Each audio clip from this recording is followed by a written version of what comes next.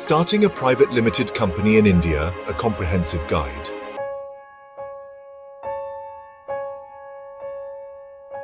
Step 1. Choose a unique company name. Use the MCA portal to check name availability. Ensure the name aligns with company rules and is distinct. Step 2. Obtain digital signature certificates or DSC. Apply for DSC for directors from agencies like eMudra or CIFI. Step 3. Obtain Director Identification Number or DIN. Apply for DIN through the SPICE Plus form during registration. Step 4. Prepare documents. These include the Memorandum of Association or MOA and Articles of Association or AOA. Also Idaho and address proof for directors and shareholders and proof of registered office like a rent agreement or utility bill. Step 5. File for incorporation using the SPICE Plus form. Submit this online at the MCA portal. Attach the required documents and pay the necessary fees. Step 6. PAN and TAN. These are automatically generated during the SPICE Plus application. Step 7. Certificate of Incorporation. This is issued by the Registrar of Companies or ROC after verification.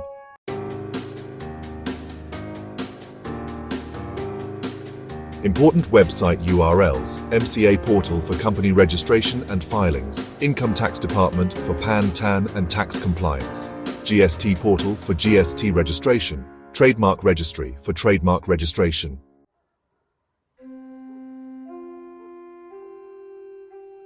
Advantages: 1. Separate legal entity, which provides limited liability protection. 2. Funding is easier to raise from investors. 3. Perpetual succession ensures business continuity. Disadvantages: 1. Compliance burden with mandatory annual filings. 2. Cost, as there are higher setup and operational costs compared to sole proprietorships.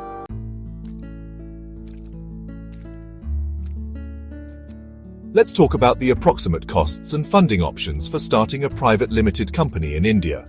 Approximate costs. Item: DSC, approximate cost 500 to 2000 INR. Item: DIN, approximate cost, included in SPICE Plus. Item: name reservation, approximate cost 1000 INR per application. Item: incorporation fees, approximate cost 1000 to 10,000 INR based on share capital. Item: professional assistance, approximate cost 10,000 to 25,000 INR. Now, moving on to funding options. You have several choices. 1. Bank loans. 2. Angel investors. 3. Venture capital. And 4. Government schemes like Startup India.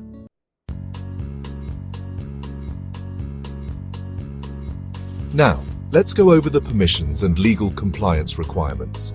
First, GST registration is needed if your turnover exceeds 20 or 40 lakhs, depending on your business type.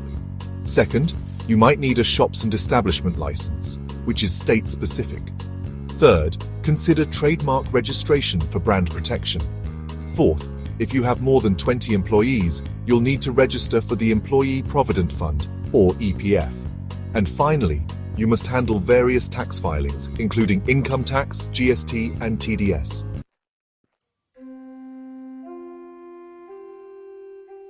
All right, let's weigh the pros and cons of private limited companies. Pros: 1. Limited liability for shareholders. 2. Ability to attract equity investors. 3. Separate legal identity. Cons: 1. Higher compliance costs. 2. Restrictions on share transfer. 3. More legal formalities.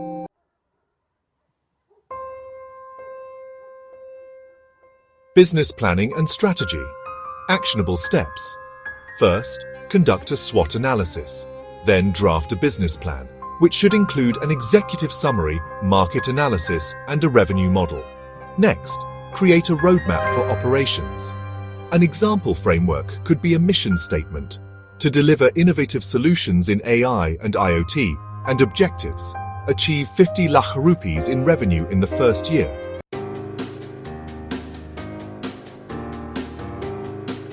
Innovation and product service development. Action plan.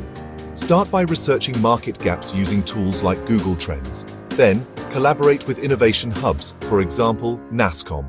Finally, build prototypes using agile methods.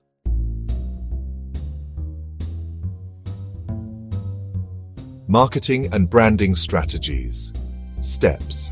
Establish a digital presence through a website and social media. Engage in content marketing by creating blogs, videos, and case studies. Utilize SEO and SEM with tools like Google Ads. And don't forget networking by attending industry conferences. An example brand message could be empowering businesses with cutting-edge AI solutions.